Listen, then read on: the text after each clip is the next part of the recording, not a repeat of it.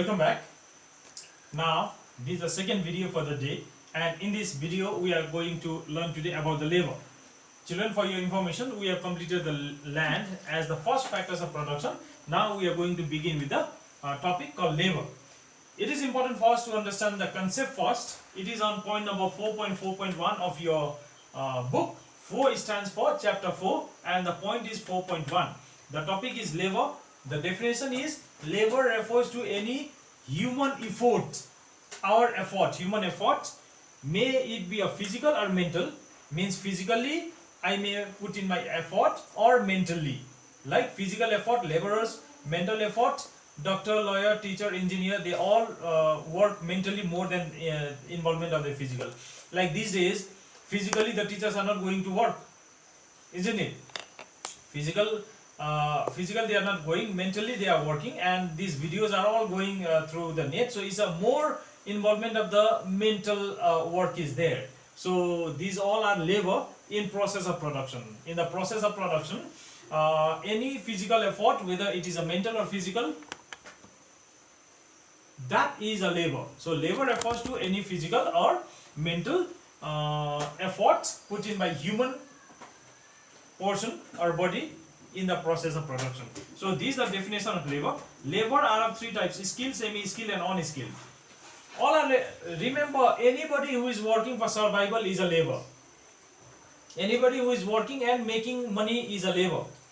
When we play football for fun, that is not a labor because we are not working for money. But when we play for a club, when we take part in a tournament and we are paid for that, whenever we receive money, then that becomes a labor. We become a labor there. Okay. If I teach my own child, I am not a labor. But if I teach in the school and if I am paid, I become a labor. It's same for everybody. So skilled labor refers to those labor who has to undergo a long period of training and experience. Training and experience for longer duration, like lawyer, doctor, teacher, engineer. They have to do. They have to train themselves for a long time, 2 years, 3 years, 4 years, 5 years, and then they have to have a longer period of experience also. Without the training and experience, they are not hired. So they are skilled laborers. I have not written the example here. Lawyer, teacher, doctor, engineer. Next is semi-skilled labor, refer to those laborers who require the same training and experience, but it is for shorter period or shorter duration. Like you can say a tailor, a cobbler, a barber, maybe 15 days of training, 1 month would be enough for them. They will start one business of their own. So they are the semi-skilled. And the third one is the unskilled. In unskilled, you don't need any training, any experience. Even the illiterates can do this. Like a porter, just carry and go. A porter is a very good example of unskilled. Or rickshaw puller, you don't need any qualification, you don't need any training. Just sit and start driving. You have to pull rickshaw. So that is a unskilled labor. So this is the concept of labor, and these are the three different types of labor. So that was the first topic for today. Now children, we are in point number 4.4.2, and this is characteristics of labor, and this is very, very important now. It is very important for you to, I have got 11 characteristics, and all these are very, very important. All 11 are very, very important. You cannot merely choose 3 or 4 and learn it. You have to learn all 4 because the council dictates and asks you, will name a particular characteristics and will ask you to explain it. So understanding all this is very important. All 11 are important. Now one by one I will start explaining. Please note down or try to understand. It is there in the book also, 4.4.2. Okay, you can refer the book also, and in case of difficulties you can be in touch with us. The first one is active factor. I have already told you. Active factor means those people, those factor who must physically be present and work. Those are active factor. Labor is an active factor. Land is not an active factor. That means in the previous topic we discussed, land if you live on its own, it will not produce anything. Land cannot produce anything on its own. But human being, we can produce on its own, on our own. We are not to be told. Like, if I am hungry, then I will go to the kitchen and serve myself and I'll eat. So I am not told, but I did it myself. If I am feeling dark, then I'll switch on the light. I'm acting on my own. So I am an active factor. Labor are an active factor. Next is labor is inseparable from the laborer.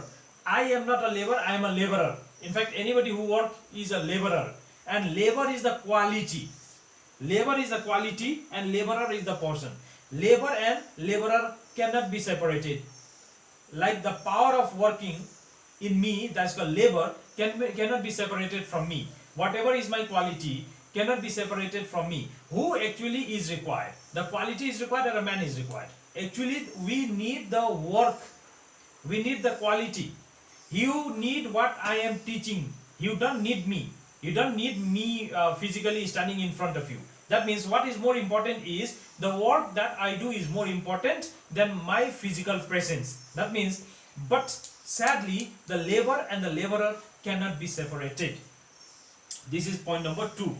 Next is freedom of choice. Freedom of choice means the choice is always there with the labor. Whether the labor wants to work 5 days a week or 6 days a week or 7 days a week, or he wants to take a day break, or he wants to do overtime, extra work. These all choice lie with the labor.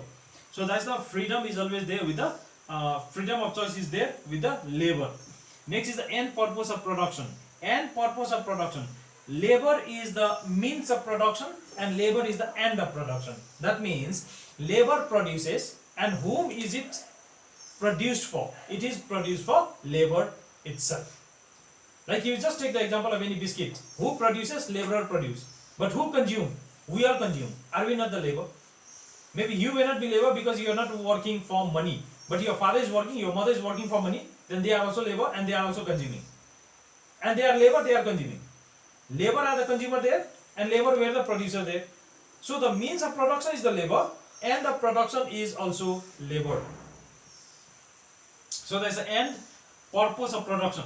Next one is highly perishable, means the power of a laborer cannot be stored. That means if a laborer does not work for today, the work that he could have done, he cannot store it in a file, in a pen drive or somewhere. The power of labor is lost. The money that I could have earned today by working, if I don't do that, tomorrow I cannot earn, because this is a body and it has a certain limitation. Instead of 8 hours or 10 hours, I cannot work 20 hours. Okay, so if I don't work today, my power of labor, a power of putting in effort will be lost. So labor is perishable, cannot be stored. That is point number 5. Next is the human factor. Labor is a human factor. Labor are also affected by encouragement, by reward, by words of appreciation. Okay, if a labor working condition, if a labor is given better working condition, if he is appreciated, if he is rewarded, then the quality, he may be more sincere and his effort will be more, because he is a human factor. Labor is a human factor. He requires all these factors.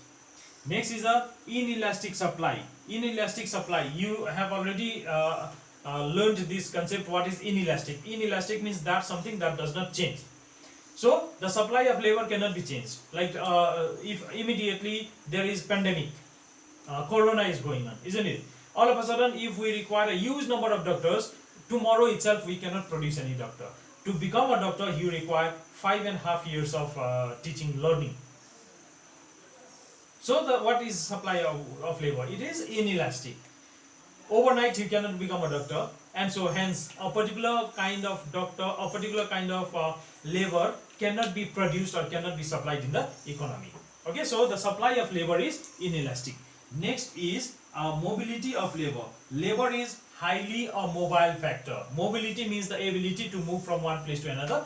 Capital cannot move, land cannot move, but later labor can move, because every labor goes to the place of work in the morning, whole day he walks, and the evening he comes to his own home. So what is happening as far as his mobility is concerned? He is a highly mobile factor. He moves.